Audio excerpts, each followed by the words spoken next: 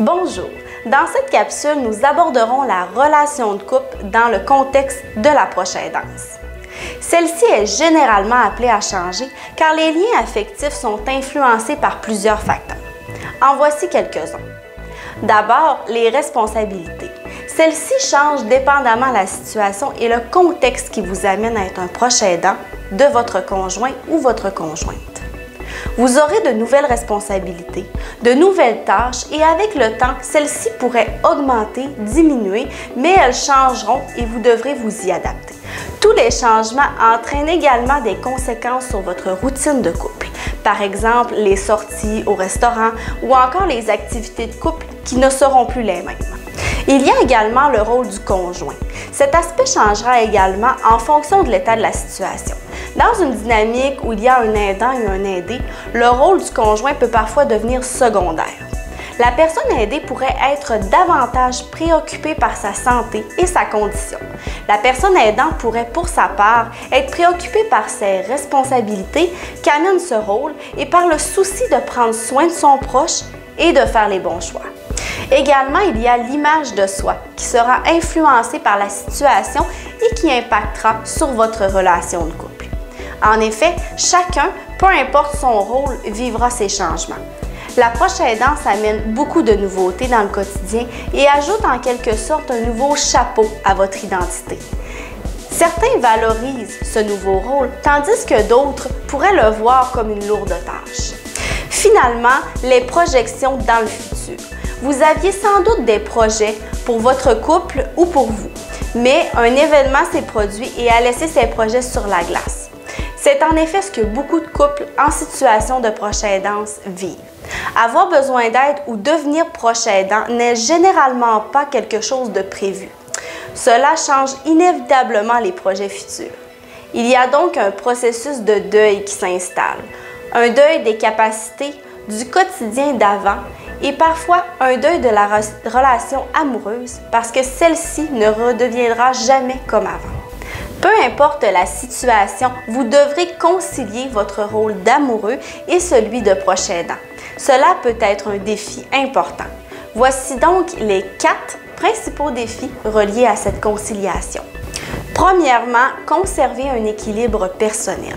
Cette situation amène beaucoup d'émotions, de questionnements et d'appréhension. Il arrive que le proche aidant évite de se confier à son conjoint pour ne pas l'importuner ou pour lui épargner cette charge supplémentaire. Cependant, si l'aidant ne parle pas de ce qu'il vit, soit pour ventiler ou encore pour s'outiller, il se met à risque de détresse psychologique et met, du même coup, son rôle de proche aidant à risque. Dans ce contexte, maintenir une communication dans votre couple est une bonne chose. Cela vous permettra de vivre votre lien affectif et votre conjoint pourrait vous soutenir à sa façon. Cependant, il arrive que la communication devienne difficile. N'hésitez pas à consulter et de vous entourer de gens pour parler de votre réalité. S'isoler n'est pas une bonne solution. Deuxièmement, soutenir son proche en respectant ses limites et son autonomie. Comme mentionné plus tôt, la proche aidance amène de nouvelles responsabilités. Parfois, celles-ci deviennent plus grandes et l'aidant a besoin d'aide pour les réaliser. Cela peut être difficile pour l'aidant, mais également pour l'aidé qui pourrait mal voir la venue du soutien extérieur. C'est pourquoi il faut trouver un équilibre entre les besoins et les capacités de chacun.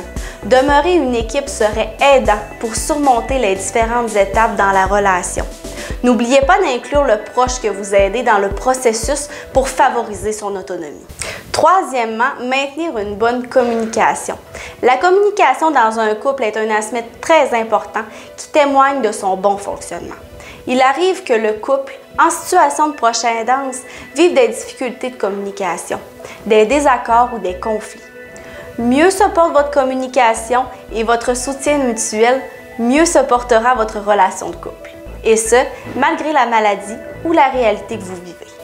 Quatrièmement, la satisfaction de la relation amoureuse et l'expression de l'affection. En effet, plusieurs dimensions de la relation de couple pourraient être à redéfinir, notamment les projets, les activités, l'expression de l'affection et la sexualité. La communication demeure un bon outil pour conserver une relation satisfaisante. Cependant, Vous pourriez également faire le point de temps à autre pour connaître et exprimer l'état de la situation. Voyez quels seraient les changements à apporter pour conserver le meilleur sentiment de satisfaction possible. Finalement, la maladie ou la perte d'autonomie bouleverse le couple. Ces situations amènent des incertitudes et une perte de repères importante, ce qui peut mettre en péril la sécurité de votre lien affectif. N'oubliez pas d'aller chercher l'aide nécessaire en cas de besoin. Des gens sont là pour vous aider.